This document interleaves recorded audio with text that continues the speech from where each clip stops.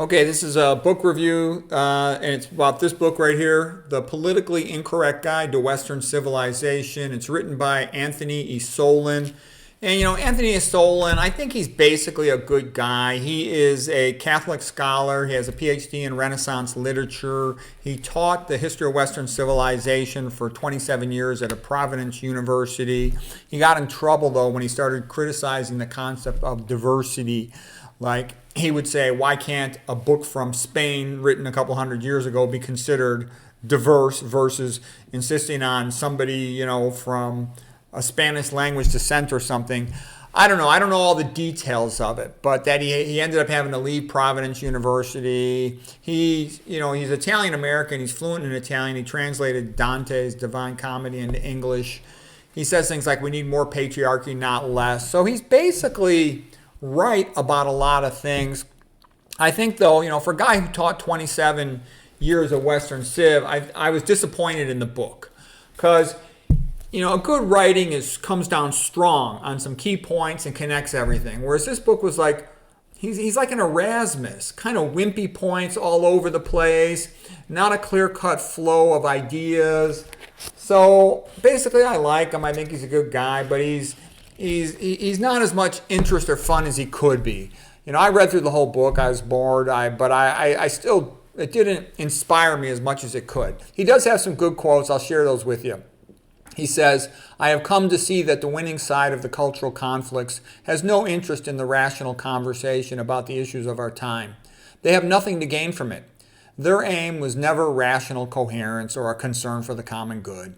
Their aim was power, to get what they wanted and to keep it, and to crush those who would question their right to it. And I think he's right about that, this side, the LEFT, it doesn't care about the truth. It doesn't care about what is correct, what is right, what is moral, what is good. No, it just wants to gain power, okay? And once it's got its power, it's going to burn down all the churches, KILL, all the Christians. Okay, that's what it's going to do. There's nothing ambiguous about it.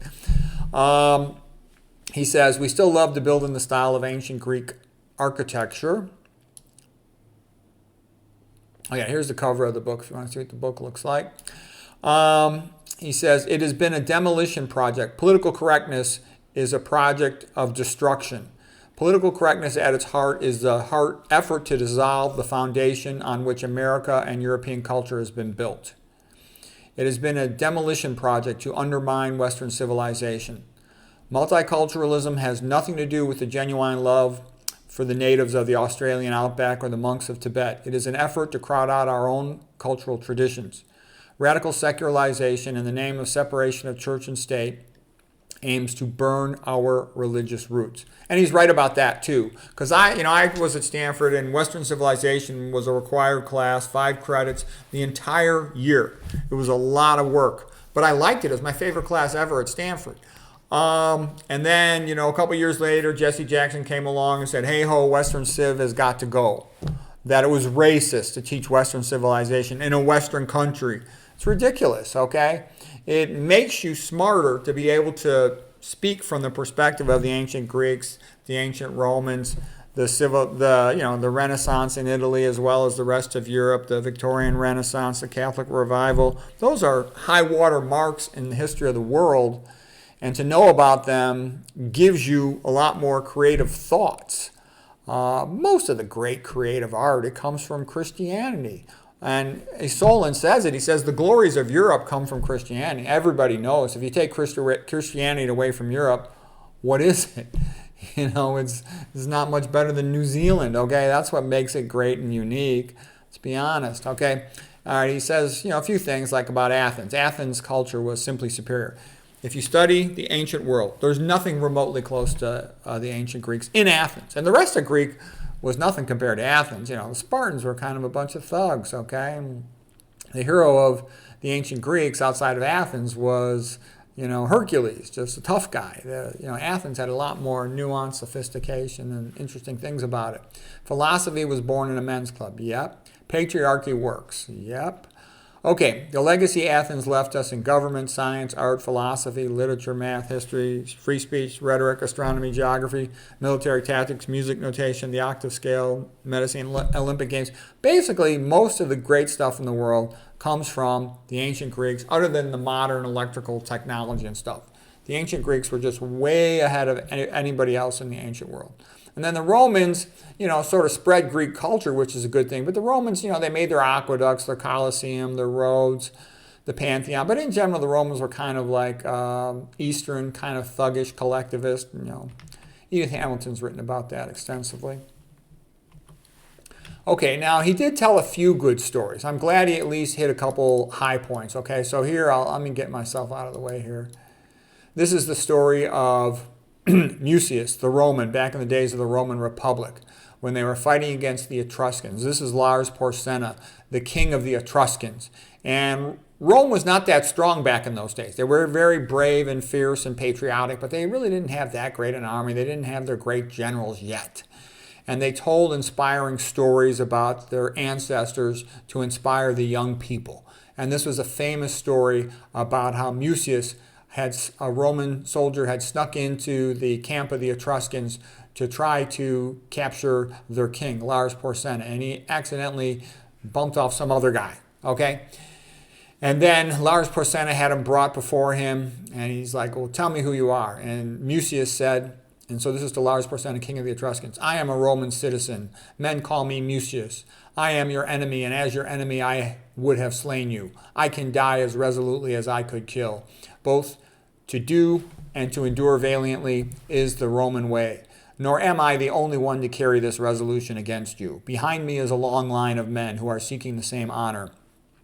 So if you think it worth your while, gird yourself for a long struggle, in which you will have to fight for your life from hour to hour with an armed foe always at your door. Such is the war we, the Roman youths, declare on you. Fear no serried ranks, no battle. It will be between yourself alone and single, enemy at a time. Porsena, enraged, ordered Mucius be thrown into the flames. But the Roman, in scorn, thrust his left hand into the fire, saying as it burned, Look, see how cheaply we value our bodies, we whose eyes are fixed upon glory. So he put his arm over the fire and burned himself just to show that he did not care. Okay? And the king of the Etruscans, Lars Porsena, was moved by this, by the lad's nobility, so he set him free unharmed.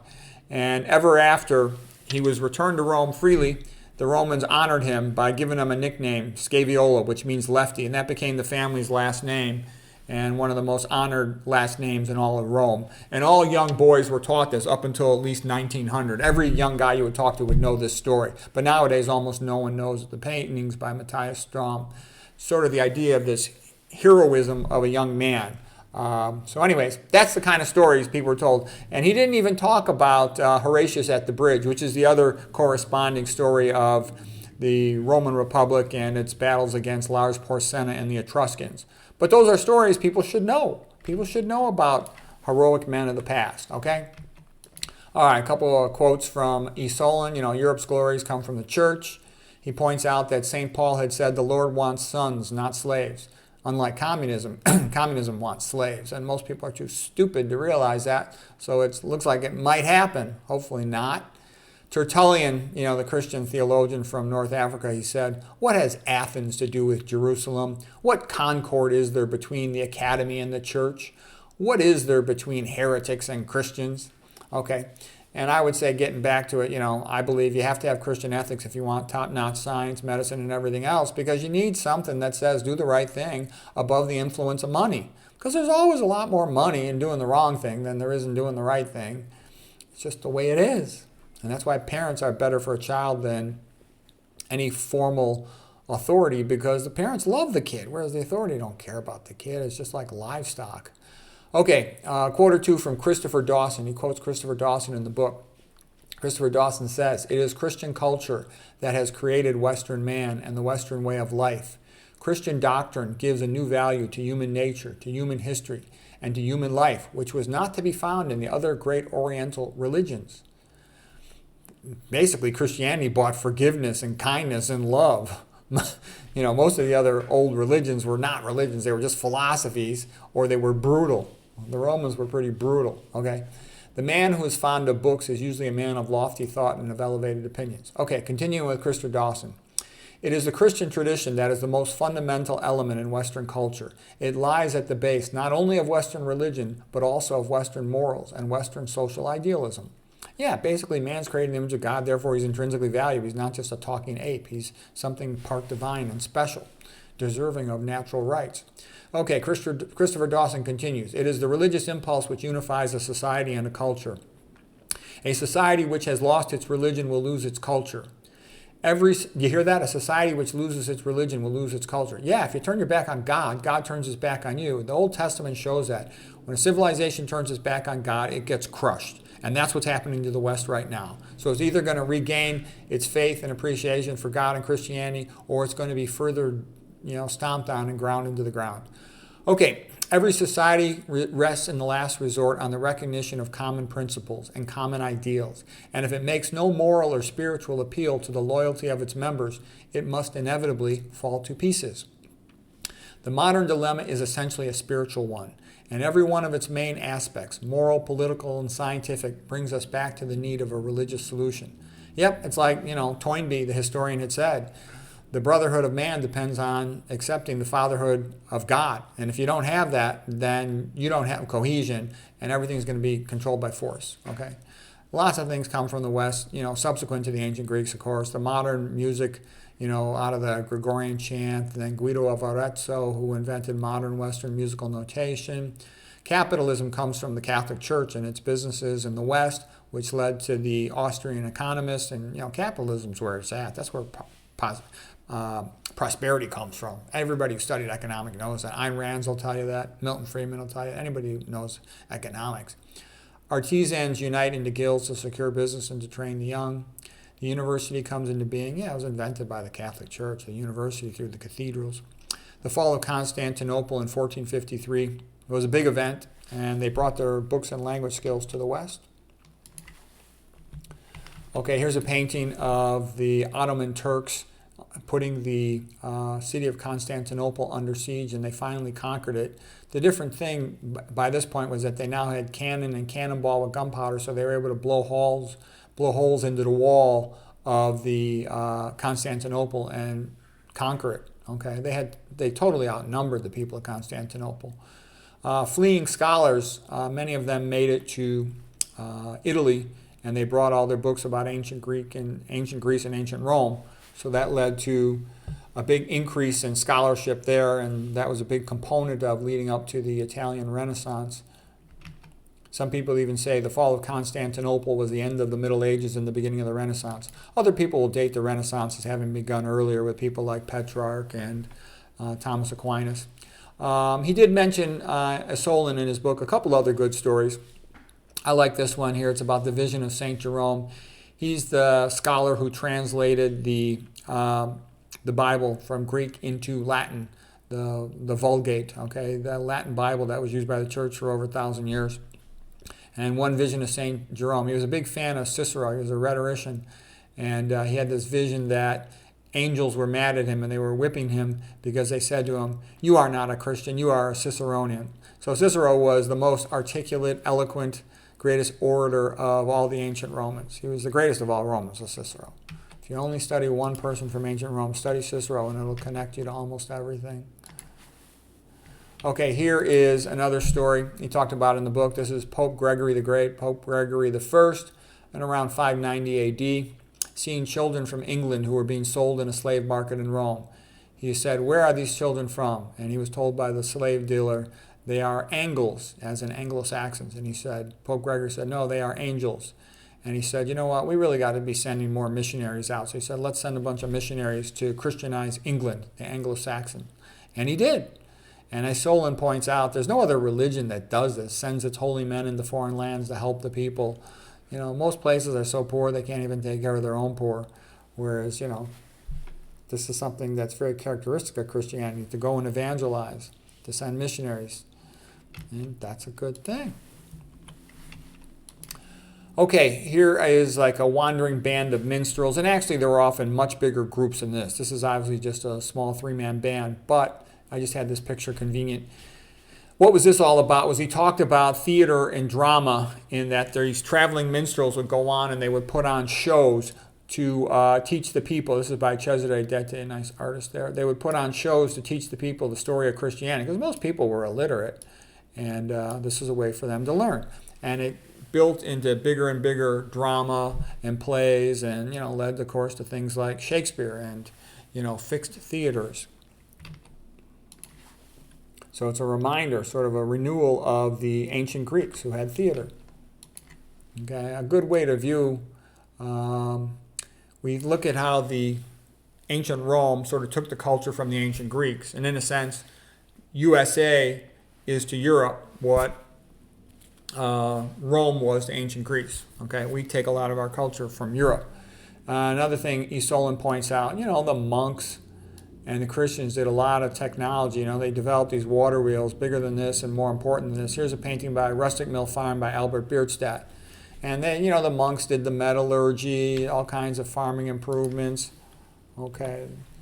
You shouldn't use the word Dark Ages. Call it the Middle Ages. That's sort of like a slander term from the so-called Enlightenment. A lot of BS, like they say, the Christians were just counting the number of angels on the head of a pin. That's BS. That was just an insult to try to, mock the Catholic Church. The Catholic Church is where most of the good things in the modern world come from. It's where the modern scientific method comes from. The university system comes from. Okay. The charities, the hospitals, etc., etc.